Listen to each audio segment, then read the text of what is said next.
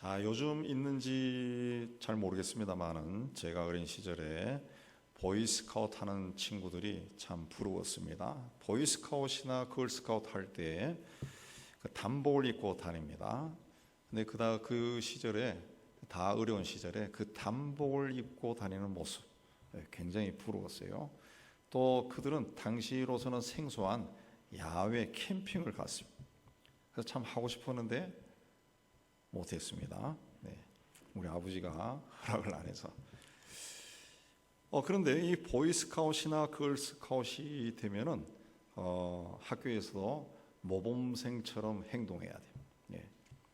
단복을 입은 모습이 옛날에도 멀리서도 드러나 보입니다. 그래서 쟤들이 보이스카웃이구나, 걸스카웃이구나 확 드러났다는 거죠. 예. 예전에 또 사람들이 입고 다니는 옷이 아주 단색 위주였기 때문에 이들의 단복은 확 띄었습니다.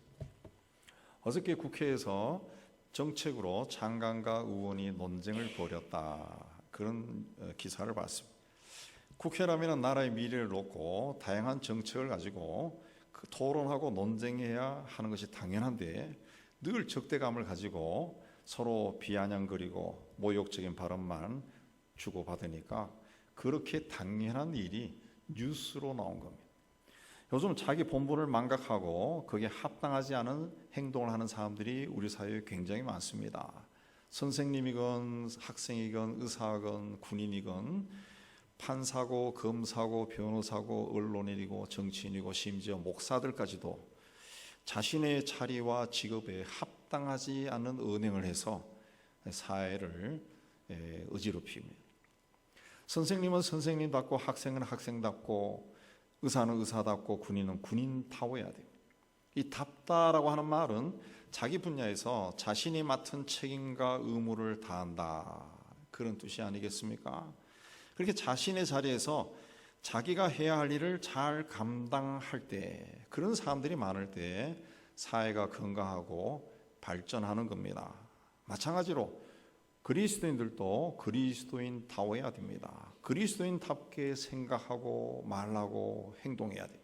그럴 때 하나님께 영광이 되는 것이고 복음이 힘을 얻는 겁니다. 오늘 말씀 1절에서 바울도 에베소 교회 성도들에게 그러므로 주 안에서 갇힌 내가 너희를 권하노니 너희가 부르심을 받은 일에 합당하게 행하라, 그랬습니다. 부르심에 합당한 삶을 살라는 겁니다. 그렇게 하기 위해서는 어떻게 해야 되느냐, 오늘 말씀을 통해 살펴보면 첫째는 하나님 앞에 온전히 헌신해야 돼요. 헌신이 뭐냐, 오늘 우리 함께 살펴보려고 하는데, 부르심을 받은 사람은 겸손하고 온유하고 오래 참음으로 사랑 가운데 서로 용납해야 된다, 그랬습니다.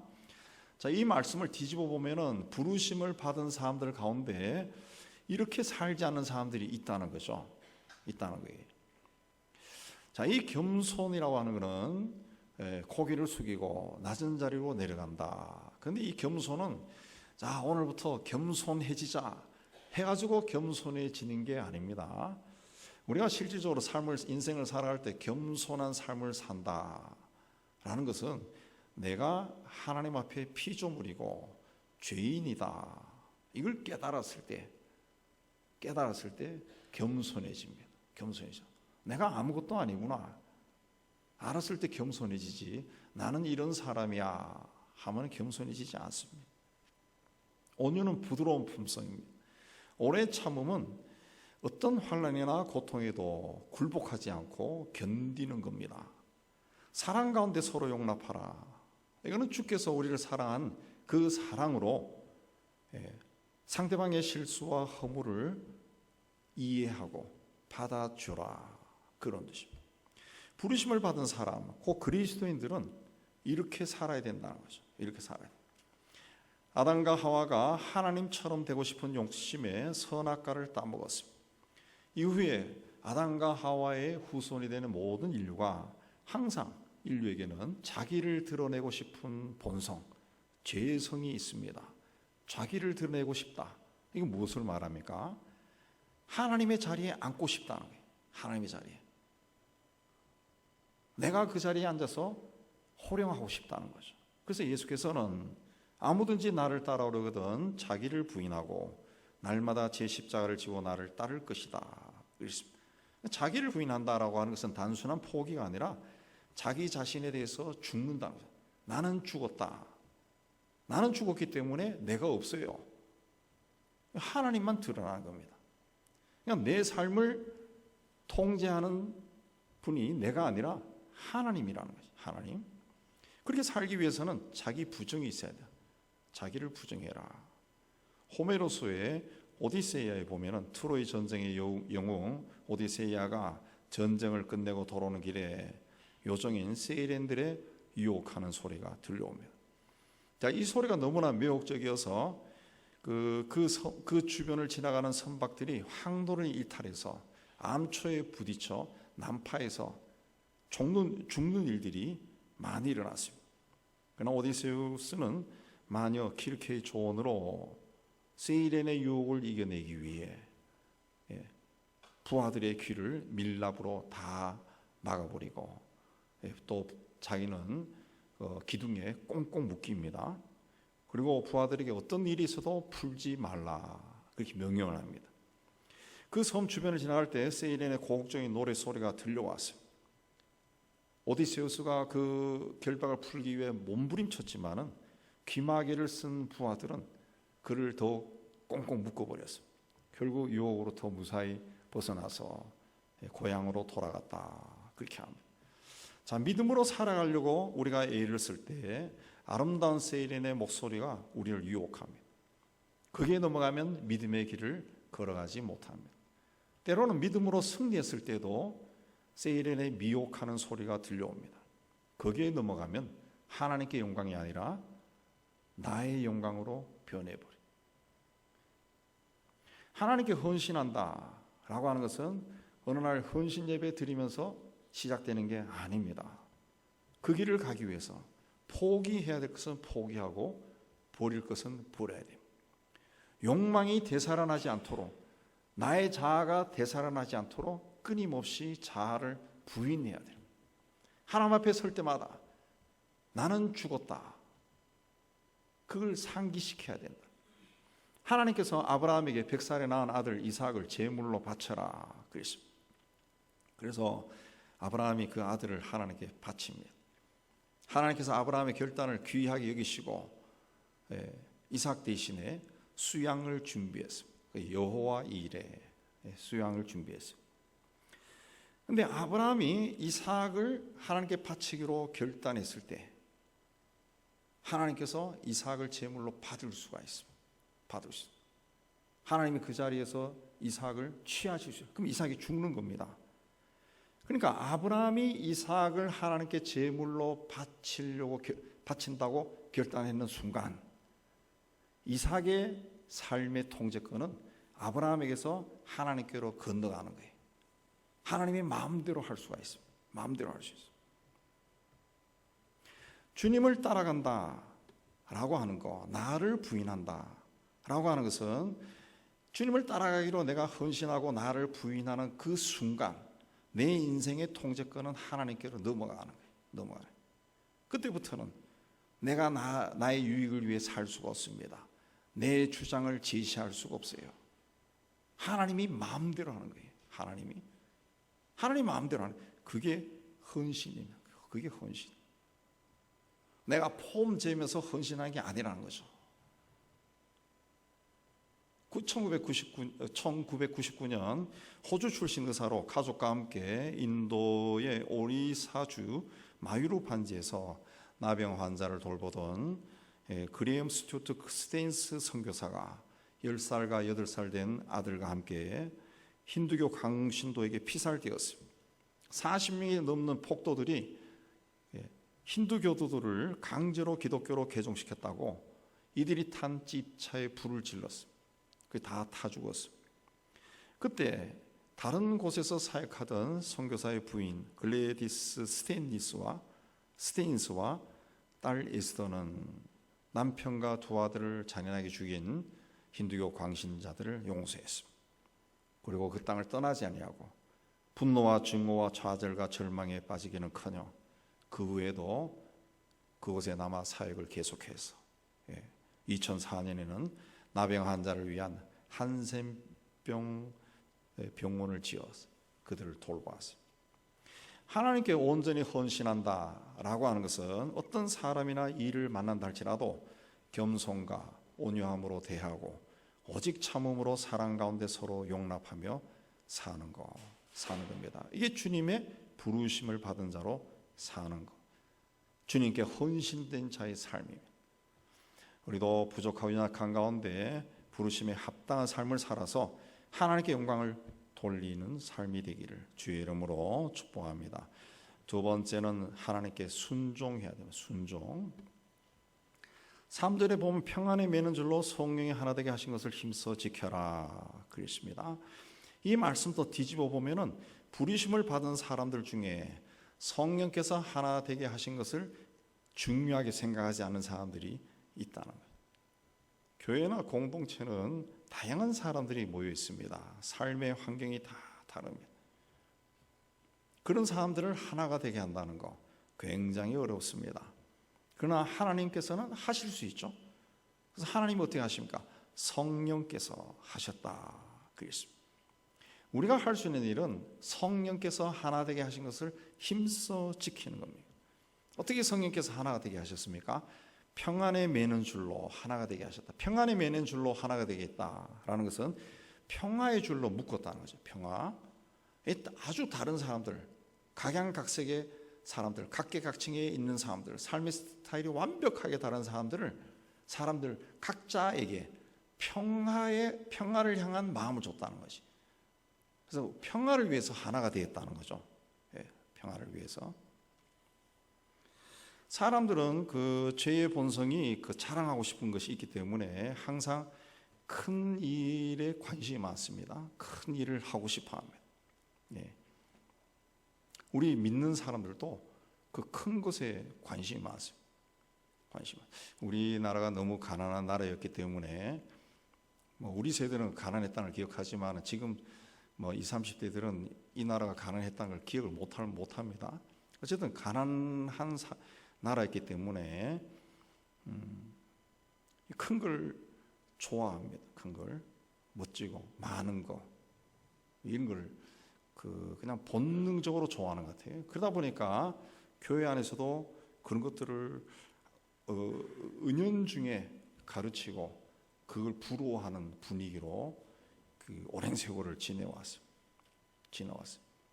그래서 우리 믿는 사람들도 큰 일을 해야 하나님이 나를 쓰신다. 하나님이 쓰는 큰 종이다. 이런 생각을 많이 하고 있습니다. 근본적으로. 그래서 뭔가 큰 일이 이루어졌을 때 막 박수치고 하나님께 영광도 돌리고 막 흥분도 하고 부러워도 하고 막 그럽니다. 근데 가만히 보면 큰 일, 중요한 일, 멋진 일, 빛나는 일, 명예로운 일, 자랑스러운 일, 이런 일은 하고 싶어하는 사람들이 줄 서 있습니다. 줄 서 있어요. 이 큰 일은 하고 싶은 사람도 굉장히 많고 그 일을 감당할 수 있는 능력이 있는 사람들도 굉장히 많습니다. 그러나 아무도 보지 않는 곳에서 별로 중요하지 않아 보이는 일을 성실하게 하는 사람은 흔하지 않습니다. 그래서 어떻게 보면 그러한 일은 누구나 할 수 있는 일이 아니라는 거죠. 그야말로 하나님이 쓰는 사람만이 할 수 있는 일이에요. 주님이 기뻐하시는 사람은 아무도 하지 않고 또 하고 싶어 하지 않는 일을 하는 사람. 주님이 원하시는 것은 큰 일을 얼마나 잘 해느냐 이게 아니라 지극히 작고 보잘것없어 보이는 그런 일을 끝까지 충성스럽게 하는 사람. 주님은 아무도 알아주지 않는 곳에서 아무도 관심을 기울이지 않는 일을 평생 성실하게 하는 사람들을 주님은 사랑합니다. 로마 시대의 종은 계급이 있었습니다. 그래서 맡은 일도 달랐습니다. 그래서 세네카 같은 철학자는 네로의 가정교사였다잖아요. 그 황제의 자식을 가르치는 선생. 가정교사하는 종도 있었다. 똑똑한 종들은 다 전쟁에서 막 잡아오는 거니까 똑똑한 사람들이 있죠. 주인의 재산을 관리하는 사람도 있고 심부름하는 종도 있고 밭일을 하는 종도 있고 또 시중 드는 종도 있고 심지어는 전쟁터에 끌려가는 종도 있었어요.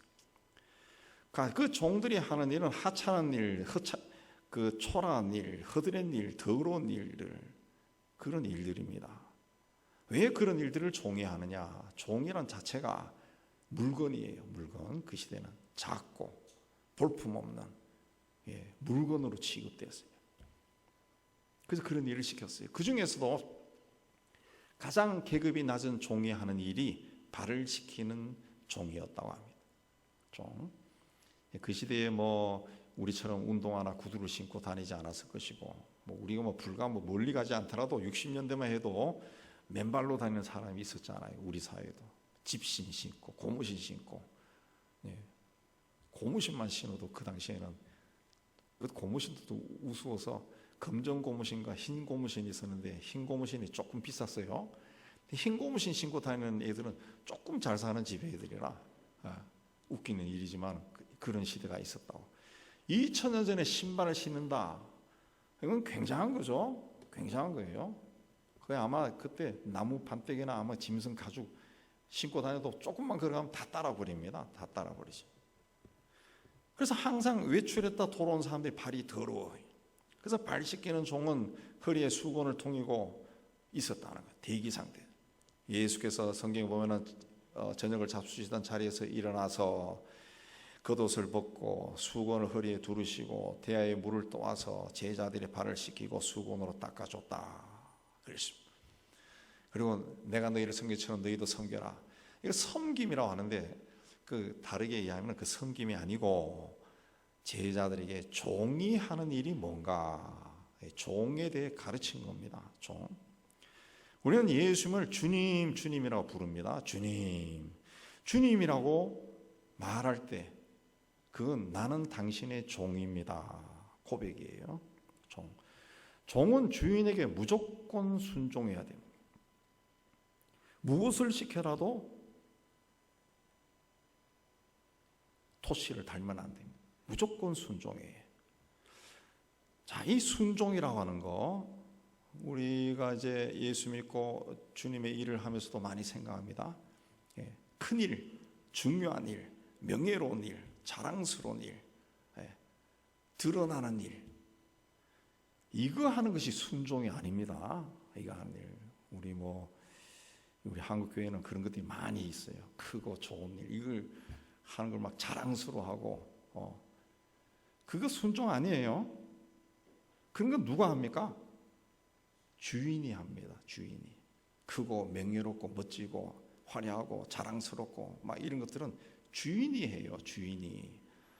여러분들 회사를 경영하는 분들, 뭐 부하 직원이 있는 분들도 마찬가지고, 뭐 작은 가게를 하는 분이나 안에 친구 관계에서도 이 큰 일, 중요한 일, 나에게 이익이 되는 일, 우리 집안이 빛나는 일, 내 자식이 잘 되는 일, 이거 친구에게 하라 그럽니까? 부하에게 하라 그럽니까? 안 해요. 내가 하지.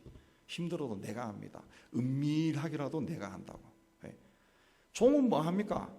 작은 일, 초라한 일, 더러운 일, 냄새나는 일, 내가 하기 싫어하는 일 시켜요. 종에게는. 주님의 일을 한다, 이건 종이 되는 겁니다. 종이 된다라는 거예요. 종이 된다. 종이 된다. 내 생각과 방법과 내 뜻과 내 고집과 자존심을 내려놓고 주님이 시키는 일은 무엇이든지 예라고 답하고 일하는 겁니다. 무슨 일을 시켜도 군말하지 않는 거예요. 사소한 일이든 작은 일이든 하찮은 일이든 고생만 찍싸게 하는 일이든 군말하지 않고 하는 것이 종이라고. 종. 우리 같은 사람들을 이제 하나님의 종, 뭐 그렇게 이야기하는데, 이게 우리나라에서 굉장히 잘못된 개념을 가지고 교인들인데 가르쳐가지고, 하나님의 종 그러면 굉장히 고귀한 신분이고 위대한 신분으로 그래 보고, 대접도 하려고 그러고, 대접하면 좋지만은 어쨌든 뭐 하나님의 종, 하나님의 종이야. 그렇게 생각하다 보니까 거기에서 이 성서적인 주님의 말씀이 막 뒤틀려지는 거예요. 뒤틀려지는 거예요. 하나님의 종이라 해서 위대한 게 아니에요. 위대한 게 아니에요. 하나님의 종이라 해도 그 종은 종일 뿐입니다. 종일 뿐이에요. 하나님의 종이라 해서 하나님이 그에게 세상에서 막 드러나고 멋있고 화려하고 막 돈 벌고 뭐 높은 자리 주고 그거 없어요. 그거 없어요. 종일 뿐이에요. 종일 뿐이에요. 하나님의 종이 되면 대통령이 되고 그거 없어요. 그냥 종이에요. 종. 저도 가끔 종의 개념에 대해 생각해 보면은 저 같은 이 직분, 이 성직자의 직을 가진 사람이 가만 보면 세계 수십만 명입니다. 세계 수십만 명이야. 그 중에서 나는 어느 정도 될까? 뭐 교회도 작고 뭐 나이도 들고 뭐 내세울 거 없으니까 나는 그 밑바닥에 속했을 것 같아요. 저는 그런 식으로 따지면은 종도 계급이 막 생겨버린 거예요. 실제로 교회 그 조직, 세계 교회 조직에 그런 계급이 있다. 계급이. 가톨릭이나 정교회는 말할 것도 없고 개신교도 우리나라도 큰 교회, 작은 교회로 막 계급이 막 갈려져. 하나님이 쓰시는 큰 종이야. 큰 교회는 안 쓰는 교회는 다 작은 종이야. 그렇게 하니까 미자립 교회나 뭐 없는 교회나 농촌 교회나 이 목회자들이 막 찌들려 산다. 찌들려. 전혀 그렇게 생각하면 안 되는데 그 본인 자체가 성경을 잘못 해석하는, 잘못 해석. 하나님의 종은 이 성직자가만이 아니라 모든 사람이 다 하나님의 종이에요. 여러분이 하나님의 종이 아니라면 예수님을 향해서 주님이라고 부를 수가 없는 거예요. 주여 주여 그러잖아요. 나는 당신의 종입니다. 그겁니다. 종은 주인이 무엇을 시켜도 예하는 자입니다. 예하는 자예요. 운동선수를 평가할 때 그가 어느 팀에 소속되어 있느냐 이걸로 보는 게 아니죠. 경기에 나갔을 때 어떤 성적을 올리느냐 이게 중요한 겁니다. 아무리 실력이 있고 재능이 있고 유명한 팀에 소속되어 있어도 경기에 출전하지 못하고 벤치에 앉아 있으면 경기 적응력이 떨어집니다. 그래서 중요한 경기에 그 사람 등판을 시키지를 않습니다. 작은 포지션이라도 구석에 있다 할지라도 열심히 뛰는 사람이 경기에 대한 감각을 계속 유지할 수 있는 거예요. 유지할 수 있어요.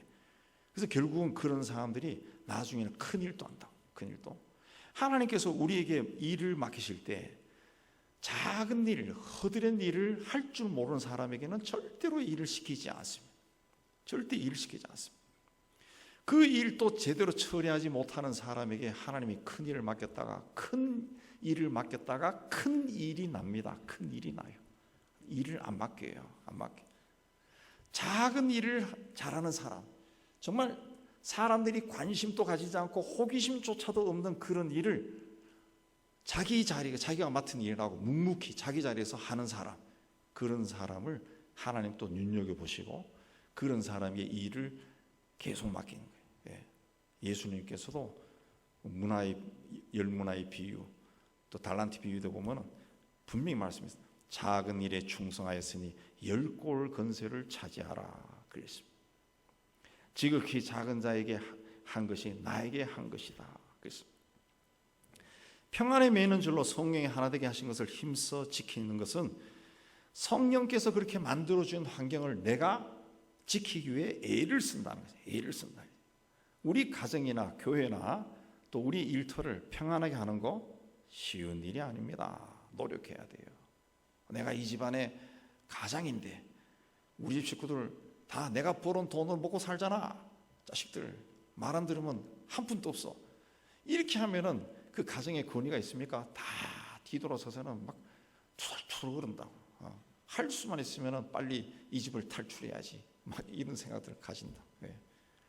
그러나 제일 힘 있는 사람이 자기의 권위를 내려놓고 가장 낮은 자리에 내려가 있으면은 가장 낮은 자리에 있으면 집안 분위기가 달라지죠. 왜 이러시냐고. 다 달라진다는. 그 노력해야 돼. 노력해야 돼. 항상 좋은 말이 오가게 하고 분위기도 좋게 만들기 위해 애를 쓰고 감사한 마음, 기뻐하는 마음이 흐르도록 노력해야 돼. 그렇게 하기 위해서는 내가 종의 자리에 내려가 있어야지. 가장 낮은 자리, 가장 허접한 자리에 있어야 된다. 사람들은 보편적으로 자신의 생명과 재산을 지키기 위해 또 보호하기 위해 담을 쌓고 울타리를 만들면 담도 막 높이 쌓습니다. 그러나 담을 쌓는다 해서 안전해지는 것은 아닙니다. 안전해지는 것은 아니에요. 진정한 평안은 담 밖의 사람들과 좋은 관계를 맺는 겁니다. 좋은 관계를 맺는 거예요. 평안에 매는 줄로 성령께서 하나 되게 하신 것을 힘써 지켜라 그랬습니다. 오늘날 우리 남북 관계나 우크라이나와 러시아의 전쟁, 그다음에 뭐 시리아와 그 반군들, 뭐 이런 등등 세계 곳곳에 일어나는 분쟁들, 혼란, 그 지역을 위해서 우리가 기도할 때도 우리가 당했으니까 너들도 당해봐. 인간의 본성입니다. 죄성은. 그러나 우리가 기도할 때는 성령께서 평안에 매는 줄로 하나가 되게 해달라고 기도해야죠. 성령께서 우리도 그러고 저쪽도 그러고 평안을 사랑하는 마음을 주신다는 거죠. 그래서 속이지 아니하고 평안을 사랑하는 마음을 주시면은 이게 서로 하나가 될 수 있는 거죠. 우크라이나 전쟁도 들어오는 뉴스 보면 서로가 믿지 못하잖아요. 믿지만 우리 남북 관계는 더할 나위도 없고, 우리가 성령께서 그렇게 역사해달라고 우리가 기도해야 돼요. 베드로는 형제들아 더욱 힘써 너희 부르심과 택하심을 굳게 하라. 너희가 이것을 행한즉 언제든지 실족하지 아니하리라 그랬습니다. 하나님의 부르심을 받고 택함을 받은 사람도 실족할 수 있다는 거예요. 얼마든지. 또 뒤집어 보면 실족할 수 있으니까 이런 말을 했다는 거죠. 믿음을 포기하고 죄에 빠질 수 있다는 거죠. 불신자보다도 더 큰 불신앙을 가질 수가 있다는 거죠. 우리는 부르심을 받은 자입니다. 그럼 합당하게 살아야 되는데 그건 순종입니다. 그냥 순종, 예가 아니라 내가 주님이라고 부른다면 정말 순종해야죠. 종의 자리에서 순종해야 돼요. 종의 자리에서. 그렇게 할 때 하나님께서 우리를 귀하게 들어서 사용하실 겁니다. 세 번째는 하나님을 신뢰해야 돼요. 신뢰. 믿는다는 것보다 좀 한 단계 올라가서 신뢰하라는 거죠. 신뢰.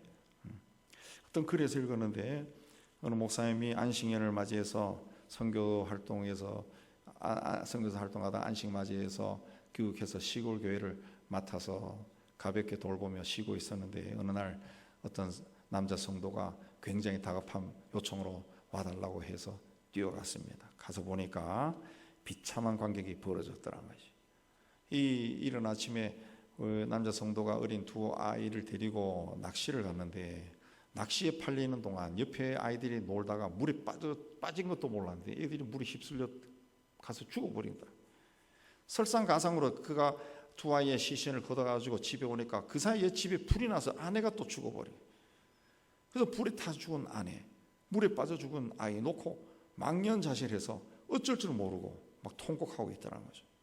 목사님도 그 참혹한 광경 속에 뭐라고 말할 수가 없었어요. 말할 수가 있어요. 한참 동안 있다가 정신을 차리고 그에게 말했습니다. 형제님, 이제 형제님은 두 가지 중에 하나를 택할 수밖에 없을 것입니다.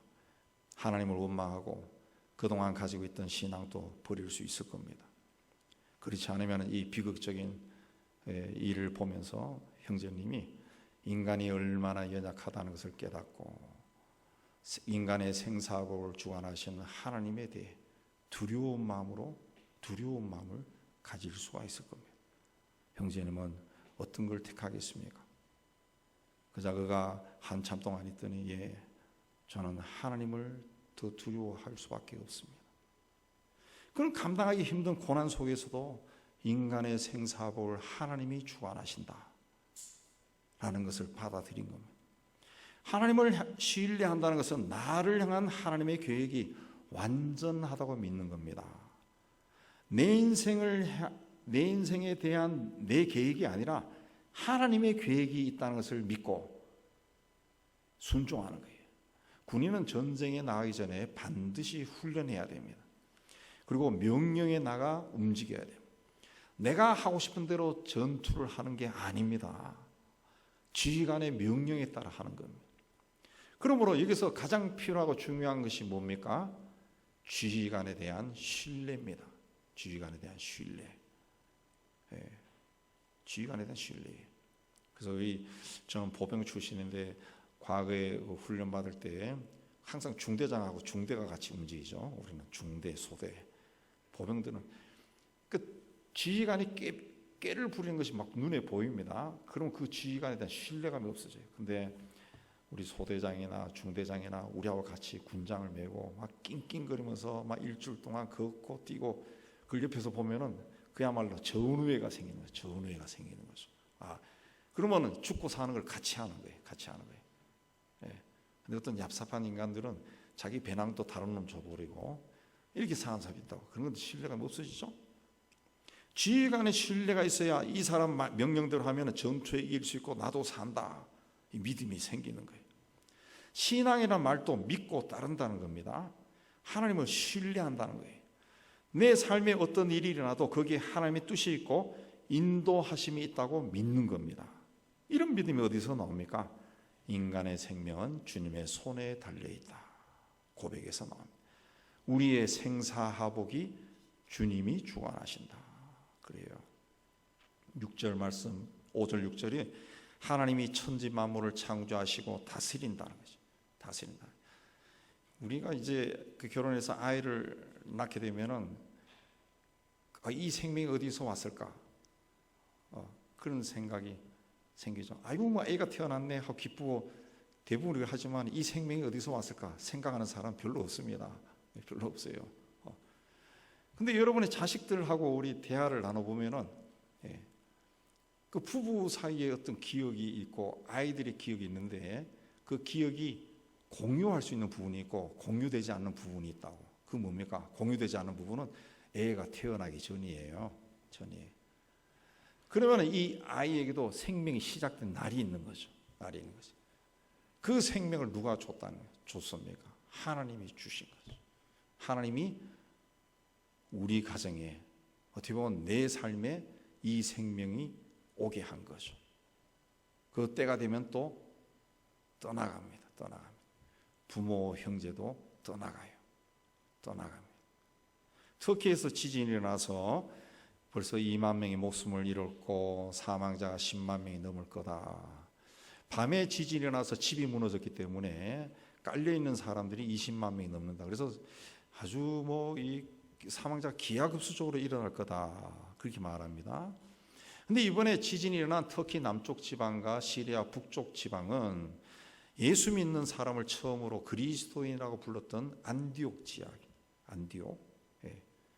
그래서 지금 또 이슬람권에서 개신교인들이 꽤 많은 지역입니다. 그러니까 피해자 중에 기독교인들이 적지 않을 거다. 선교사들이 그렇게 이야기하더라고요. 우크라이나 백성들이 평화롭게 지내던 어느 날 도시에 폭탄이 쏟아져서 아수라장이 되었습니다. 그것도 같은 러시아 정교에 소속되어 있던 같은 신앙 공동체에 속한 사람들에 의해서 공격을 받아. 다 무너져서 인생이 파괴된 겁니다.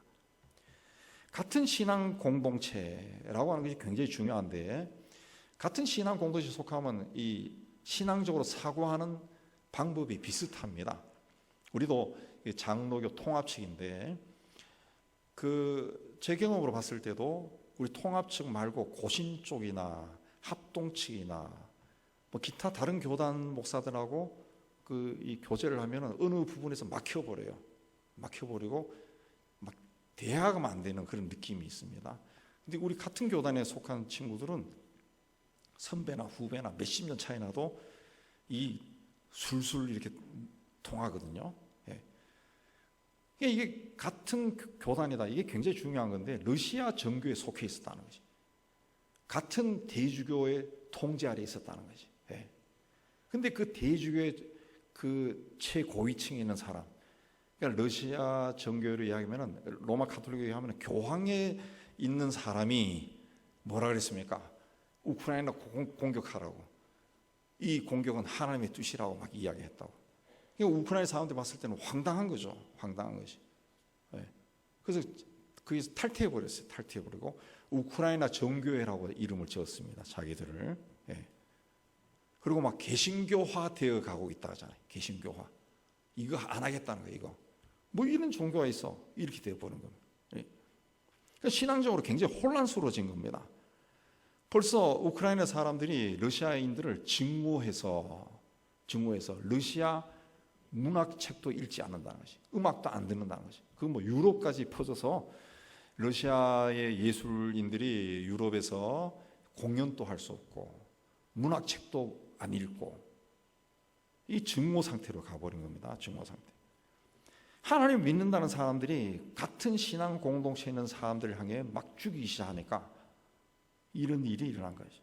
기독교인들의 시각에서 본다면은 우리를 구원하기 위해 십자가에 죽을 정도로 사랑이 많다는 그 주님이 왜 당신이 구원한 백성들을 보호하지 않고 파괴와 죽음 속으로 몰아넣을까? 그런 생각이 많이 일어납니다. 어떤 재난이 일어날 때마다 특히 기독교인들이 이 재난을 당할 때, 공동체가 당할 때나 혹은 개인이 그런 아주 극심한 고난 속에 처하게 되면 항상 그 질문이 그게 나옵니다. 아니 하나님이 살아있다면서 나를 위해 십자가에 죽으신 하나님이 나를 왜 보호하지 않고 이대로 버려도 내 기도는 왜 듣지도 않는 거야? 불편한 마음이 막 일어난다. 그때 여러분들이 꼭 기억해야 될 것이 있는데 그게 뭐냐면 하나님은 절대로 우리의 인생을 파괴하거나 또 무너뜨리지 않는다는 겁니다. 하나님이 지은 이 세상 또 파괴하지 않는다는 거, 그거 꼭 기억해야 됩니다. 하나님은 세상을 창조하시고 심히 아름답게 여겼다 그랬습니다. 절대로 파괴하는 분이 아닙니다. 인간도 절대로 파괴하는 분이 아니에요. 땅에 번성하고 충만하고 그렇게 복을 주신 분이지 그런 분이 아니라는 거지. 사탄이 방해하는 거예요. 사탄이 다 하는 거예요. 무너지고 파괴하고 죽음에 이르게 하는 것은 악한 영들이 하는 겁니다. 악한 영들이 사람 속에 들어와서 막 뒤흔들어 버리고 하나님이 창조한 세계를 막 뒤흔들어 버리는 겁니다. 뒤흔들어 버리는 거예요. 오늘날 세계에서 일어나는 이러한 일들을 통해 잘 알 수는 없지만은 이런 일련 사건들을 통해 인류 사회를 향한 하나님의 어떤 큰 그림이 진행되고 있고 그걸 방해하기 위한 사탄의 어떤 집요한 방해가 드러나고 있는 것이 아닌가 그런 생각이 좀 듭니다. 과거에 60년대 70년대에는 지진이 일어나도 그렇게 큰 지진이 그렇게 많지 않았습니다. 홍수나 이런 것도 많지 않았습니다. 그러나 지금 그런 것들이 이제 점점 커지고 있습니다. 전염병도 세계로 퍼지고 있어요. 주님은 민족과 나라 사이의 전쟁이나 기근이나 전염병이나 큰 지진, 이건 재난의 시작이다 그랬습니다. 앞으로 또 어떤 엄청난 소식이 들려올지 알 수 없습니다. 우리 개인의 삶에 어려움이 닥칠 수도 있습니다. 자, 이런 소식이 넘쳐나는 시대에 우리에게 필요한 것은 하나님을 일편단심 의지하고 하나님의 내 삶에 대한 하나님의 인도하심이 있다는 것을 믿는 절대적인 믿음입니다. 절대적인 믿음. 주님은 나를 따라오거든 자기를 부인하고 자기 십자가를 지고 따라오라 그랬습니다. 내 삶과 환경과 사건과 내 안에서 일어난 문제나 일이나 걱정, 근심 등 내 삶 속에서 내 주변에서 일어나는 일들, 거기에 매달리지 말고 부인해라. 거기에 연연하지 말라. 그건 어떻게 보면 일어나는 일이에요. 일어나는 일.